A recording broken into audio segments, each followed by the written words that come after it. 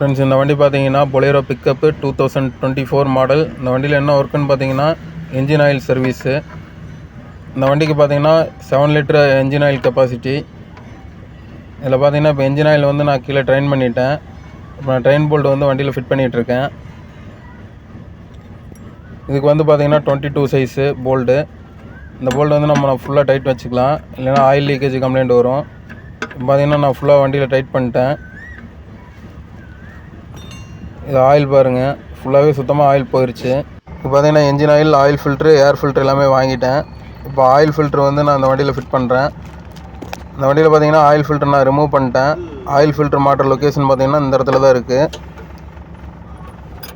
இந்த பிக்கப்பில் பார்த்தீங்கன்னா நான் ஆயில் ஃபில்ட்ரு வந்து நான் ஃபிட் பண்ணிட்டேன். ஆயில் ஃபில்ட்ரு வந்து நான் ஃபுல்லாக டைட் பண்ணிட்டேன். இந்த வண்டிக்கு பார்த்தீங்கன்னா கேஸ்ட்ரால் தான் ஆயில் வாங்கியிருக்கிறேன், 15W40 வாங்கியிருக்கேன். இப்போ நான் என்ஜின் ஆயில் வந்து இந்த வண்டியில் நான் லோட் பண்ணுறேன்.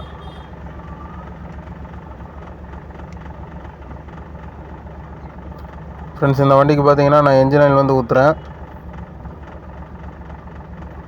நெக்ஸ்ட்டு பார்த்தீங்கன்னா என்ஜின் ஆயில் சர்வீஸ் முடிச்சதுக்கப்புறம் ஏர் ஃபில்ட்ரும் இந்த வண்டியில் நான் சேஞ்ச் பண்ணுறேன். ஏன்னா ஏர் ஃபில்ட்ரு வந்து குறிப்பிட்ட டைமுக்கு ஒருக்கா நம்ம வந்து சேஞ்ச் பண்ணணும். இல்லை அப்படின்னா உங்களுக்கு டஸ்ட்டு ஃபுல்லாக ஆச்சுன்னா ஏர் ஃபில்டரில் என்ஜின் போர் வந்து உங்களுக்கு வீக் ஆகும். அதனால் கம்பல்சரி உங்களுக்கு ஆயில் சர்வீஸ் அப்போ ஏர் ஃபில்ட்ரு வந்து சேஞ்ச் பண்ணி ஆகணும். ஃப்ரெண்ட்ஸ், இந்த ஏர் ஃபில்ட்ரு பாருங்கள் எந்தளவுக்கு ஃபுல்லாக டஸ்ட் ஆயிடுச்சுன்னு. இப்போ நியூ ஃபில்ட்ரு வந்து நான் அந்த வண்டியில் ஃபிட் பண்ணுறேன். இப்போ நான் ஏர் ஃபில்ட்ரு வந்து வண்டியில் ஃபிட் பண்ணிட்டேன். ஃபுல்லாகவே நான் ஏர் ஃபில்ட்ரு போல்ட்டு டைட் பண்ணுறேன்.